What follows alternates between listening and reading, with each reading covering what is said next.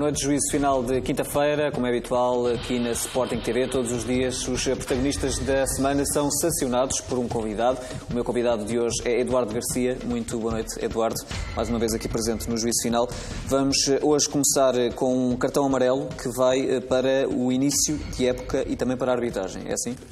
André, boa noite. É um cartão amarelo, é esta questão que eu acho que é muito pertinente e às vezes não se dá o devido valor aos inícios de época. Ou seja, onde eu quero dizer? O Sporting esta época, e acredito que todas as equipas em Portugal, está a fazer uma aposta muito grande nas várias vertentes, nas várias modalidades, não só do futebol, mas todas as suas modalidades, e é uma época de investimento, ou seja, os clubes fazem um investimento, os adeptos, isto gera um grande investimento da parte dos clubes, gera também a paixão dos adeptos, ou seja, está muita coisa envolvida, e nós queremos sempre que no final destas épocas os campeões e os campeões nos diversos desportos sejam os campeões justos e os campeões merecidos.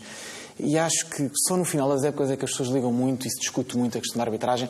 Não a questão da arbitragem em si, porque isso infelizmente é demasiado discutido nos mais diversos programas esportivos, mas nesta influência que tem direta nos resultados das equipas. Ou seja, eu estou demasiado calejado. Eu desde aquele caso da época 2000, já não me lembro bem, mas do caso do Rony, em que perdemos o campeonato por um caso de arbitragem muito no início, e eu imagino que isso teria sido se tivesse sido nas últimas jornadas. Portanto, eu acho que se liga muito e se fala muito destes casos quando é mais para o fim, e há uma pressão maior e há um cuidado maior até de quem gera os árbitros e de quem nomeia, e com as próximas arbitragens. E estes erros iniciais acabam por passar mais despercebidos. E estes erros iniciais acabam por passar mais despercebidos, e o que é certo é que nós, portanto, no futsal já perdemos uma supertaça com um erro crasso de arbitragem.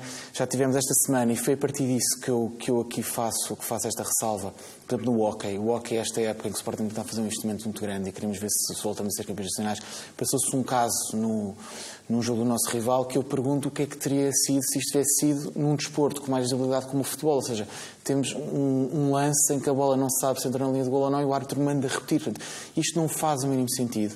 E mesmo na equipa de futebol já tivemos alguns casos nesta desta época que nós, por sermos justos, ou seja, por nós acreditarmos que a arbitragem, e estamos a dar espaço à arbitragem, nós já aqui falamos muito sobre isso, e acreditamos que possa ter mudado, que as coisas estejam um bocadinho melhores em termos de nomeações, em termos de arbitragem. Não nos queixamos, se calhar, o suficiente do que até já aconteceu na equipa de futebol, e alguns jogos em que nós, por acharmos que se não jogamos tão bem, não nos temos esta, entre aspas, obrigação de nos queixarmos. Portanto, já tem havido alguns erros de arbitragem crassos, alguns inexplicáveis como este do hóquei. Portanto, eu penso que é importante as pessoas estarem atentas, é importante refletirmos um pouco sobre isto e darmos este cartão amarelo para a importância que é, no resultado final de uma competição desportiva, os erros que acontecem nesta fase inicial. Portanto, isto no fundo é um cartão amarelo a quem dirige a arbitragem, em quem tem a responsabilidade de nomear, em dar notas, não ter só aquela preocupação que normalmente há no final da época, mas também ter desde o início, porque isto pode ter uma repercussão muito grande em muita coisa, desde a parte de investimento mais financeiro,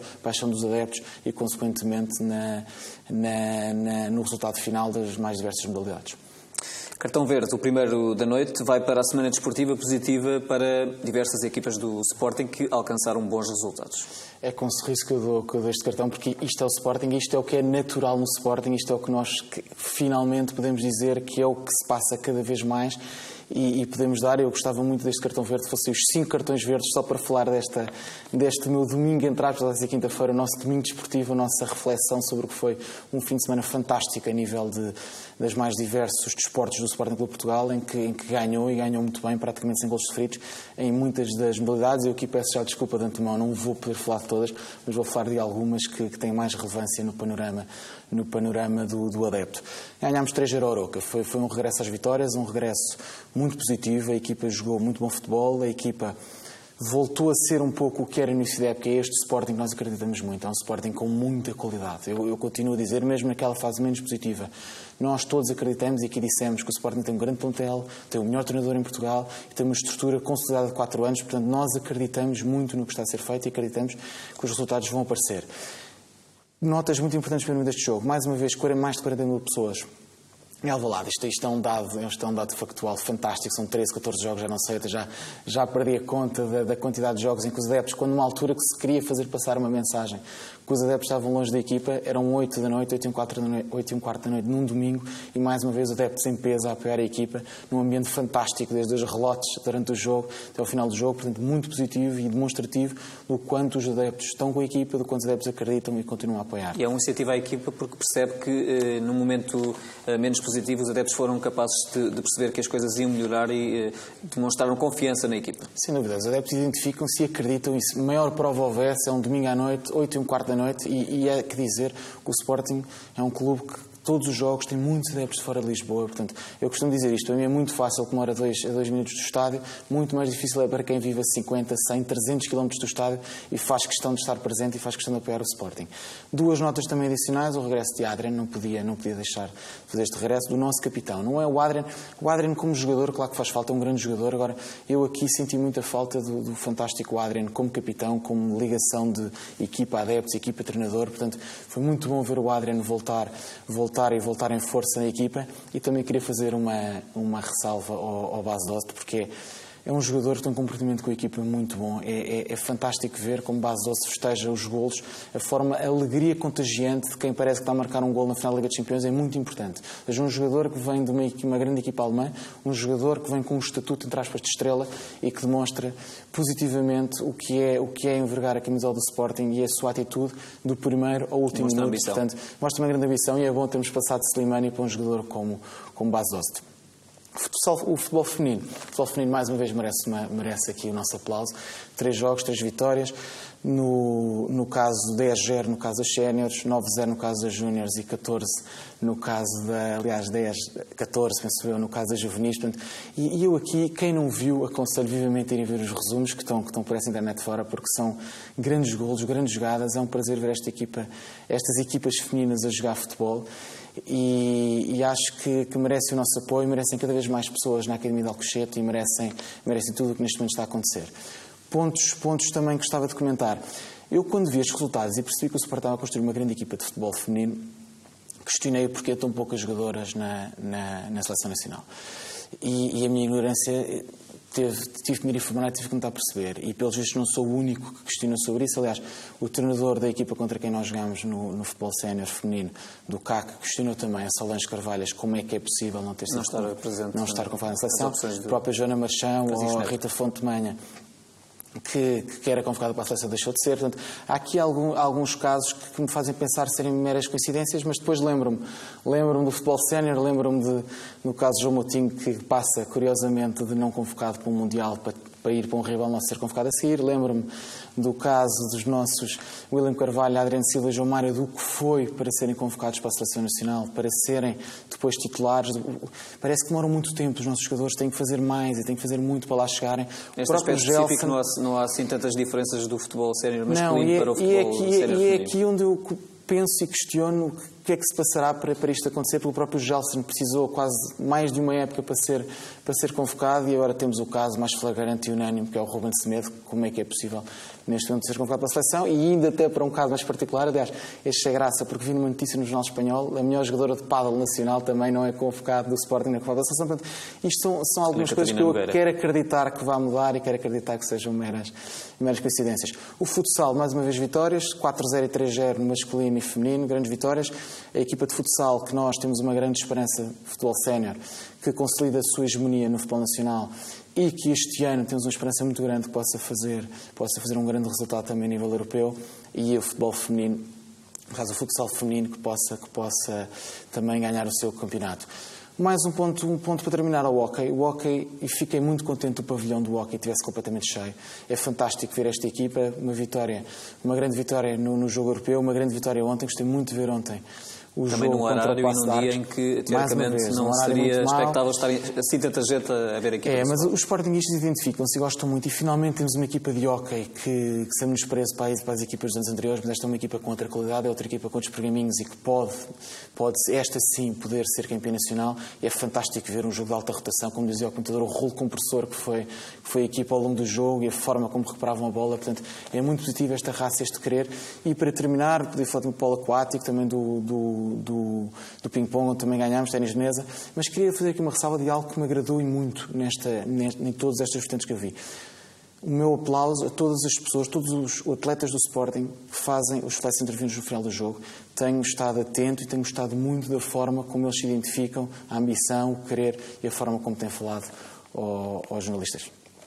Voltamos agora aos cartões amarelos. Um cartão amarelo para a história do Campeonato Português. A tal contabilização dos campeonatos continua a dar muito o que falar. O Sporting continua a reclamar que tem 22 campeonatos ganhos e, portanto, se vencer este ano, será o 23º.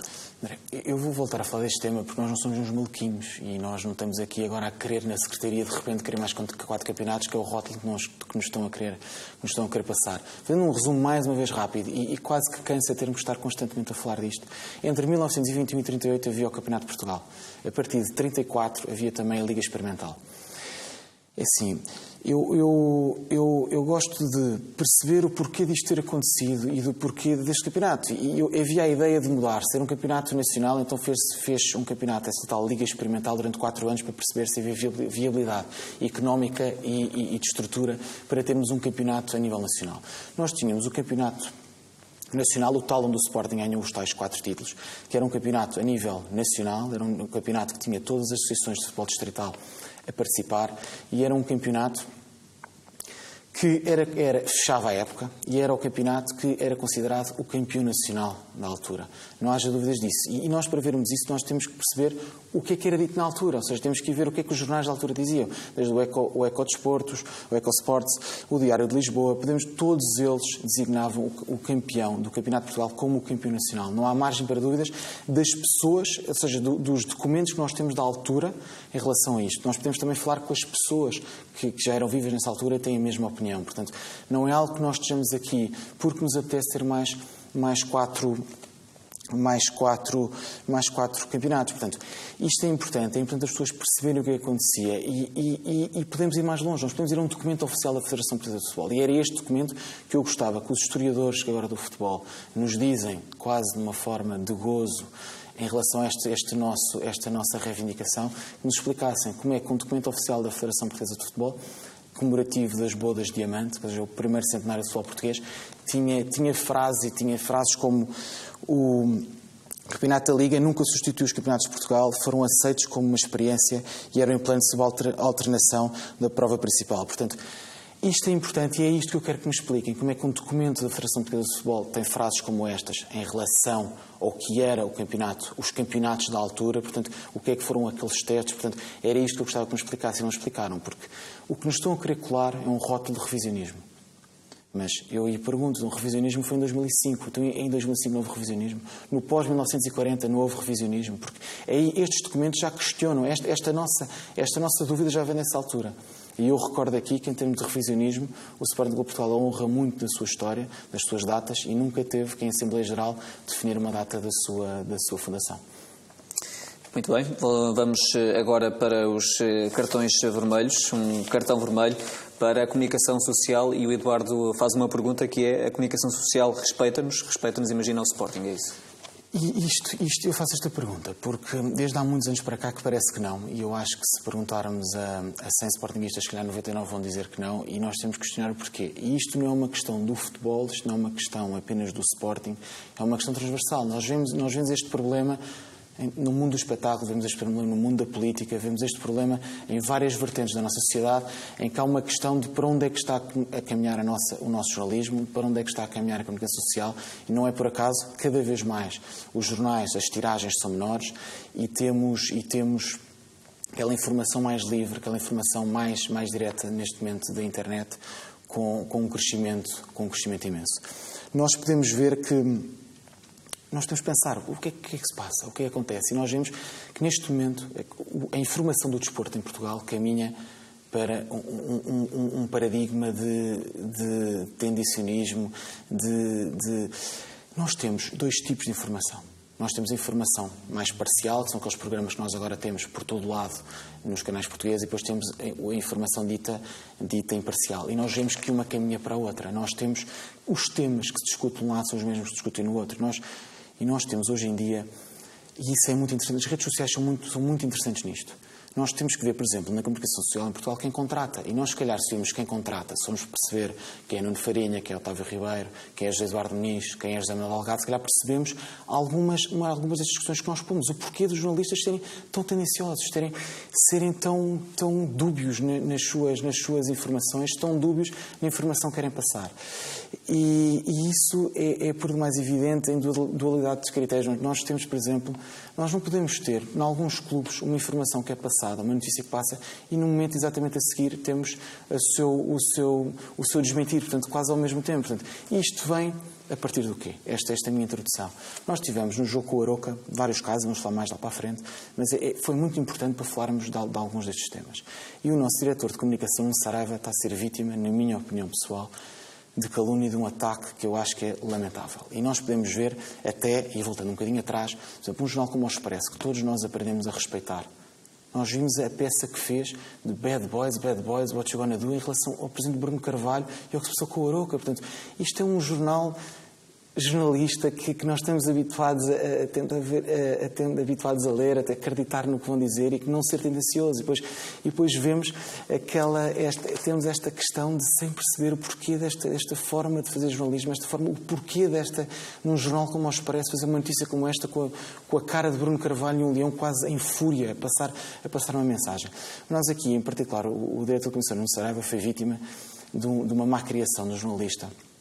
Passou, infelizmente, em todos os meios de comunicação, principalmente na CMTV e na TV24, e isto que eu quero lamentar, uma declaração que foi feita em off, que não tinha nada a ver com a declaração do Nuno Saraiva e que foi passado repetidamente pelos seus órgãos de comunicação, e de uma forma que o diretor de comunicação do Saraiva está em sua casa, vai fazer uma declaração de jornalistas e é tratado de uma forma que não tem o mínimo respeito para a sua pessoa, não tem o mínimo respeito para o clube que é o Sporting Clube de Portugal. E aqui questiono, será que este mesmo jornalista fizesse esta pergunta se estivesse noutro estádio?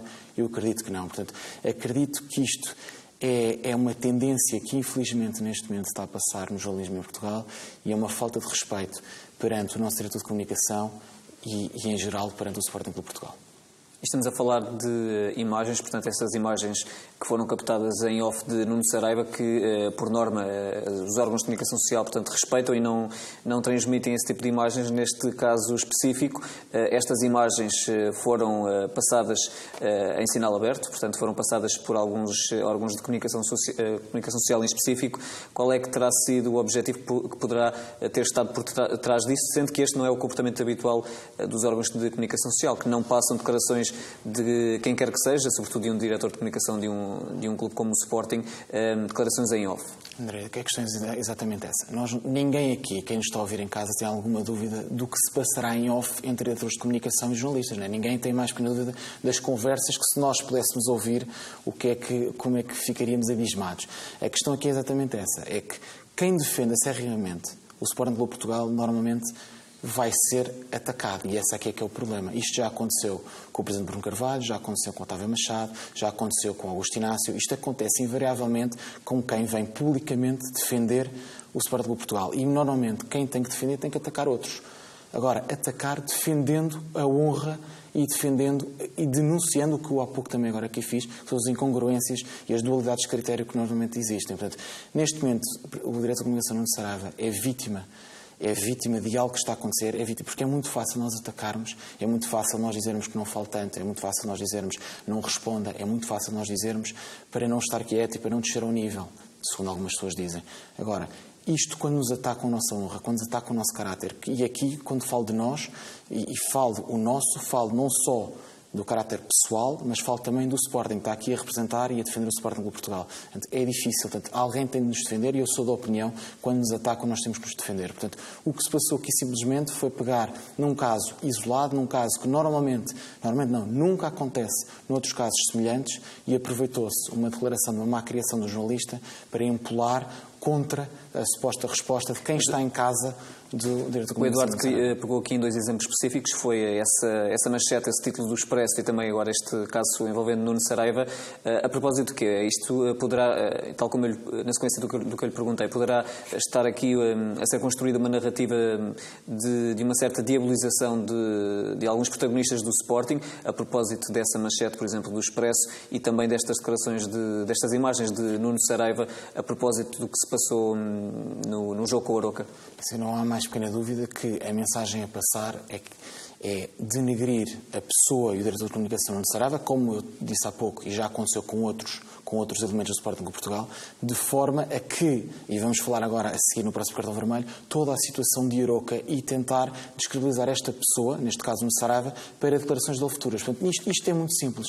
Nós temos neste momento um diretor de comunicação que dá a cara e que defende o Sporting Clube de Portugal diariamente e nas mais diversas situações em que é necessário. Portanto, se nós descredibilizarmos esta pessoa, a mensagem não vai passar e a mensagem não vai ser credível. Portanto, eu não tenho a mais pequena dúvida. E pode ajudar também aqui a criar uma percepção pública do que se passou no final desse jogo em Arouca, de quem é que é o culpado e de quem é que é no fundo, a vítima dos episódios no último jogo.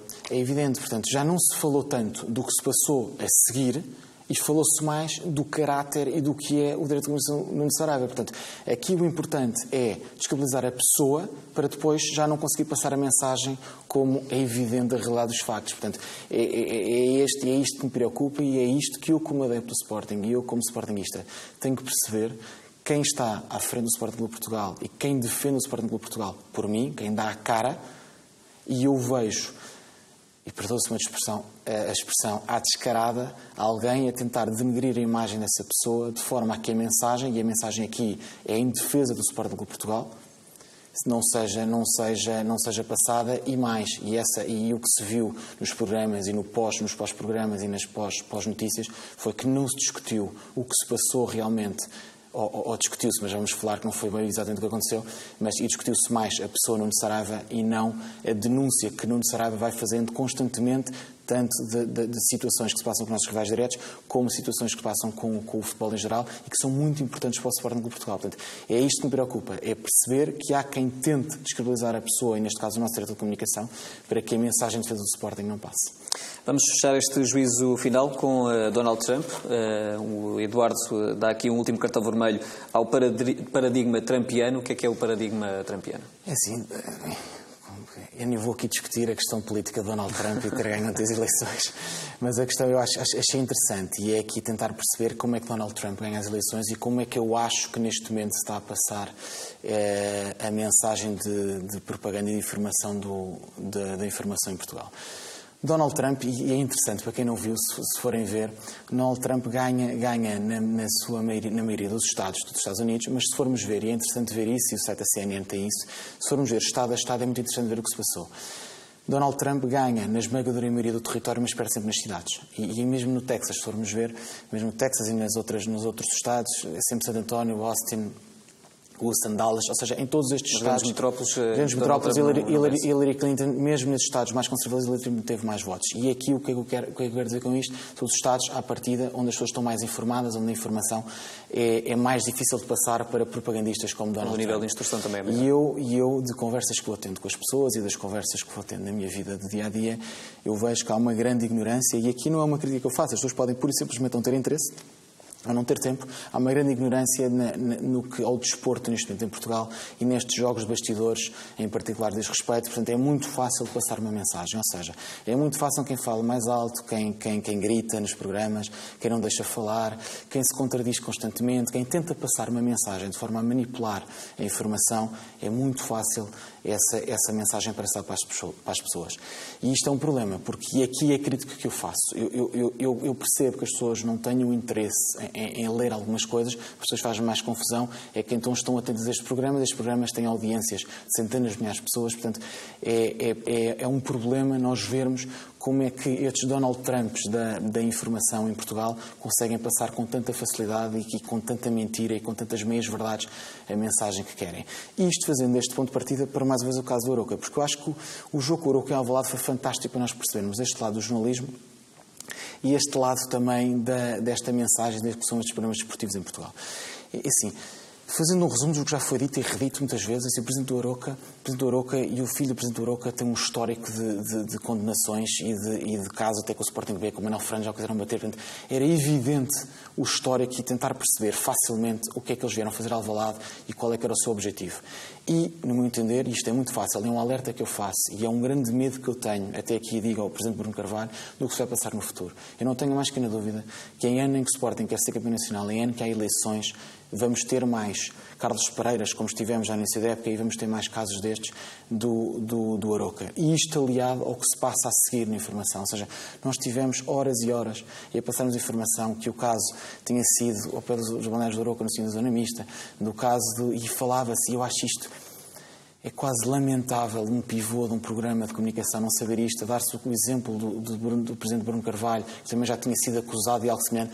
Eu quase acontece aqui a gritar. O Presidente Bruno Carvalho foi ilibado de todos estes processos que teve. Portanto, é este lado que nós temos, trampiano, de conseguirmos muito facilmente passar uma mensagem de propaganda, e este caso do jogo do Arouca foi muito fácil para nós percebermos isto, e alerto para o que eu acho que infelizmente vai ser até ao final da época, principalmente eu acho que pós-Natal vai ser muito complicado em termos de informação e de ataque ao Sporting Clube de Portugal, porque este tipo de programas só falam de Sporting, de Bruno Carvalho e de Ministro Jorge Jesus. Portanto, é este lado que, se as pessoas não têm tanto tempo, alerto, tentem ver alguns programas informem-se um pouco mais na informação mais credível e menos neste tipo de programas propagandistas. Muito obrigado, Eduardo Garcia. No juízo final desta quinta-feira chega assim ao fim. Muito obrigado por ter estado connosco mais uma vez. Boa noite, fique bem, fique com a Sporting TV.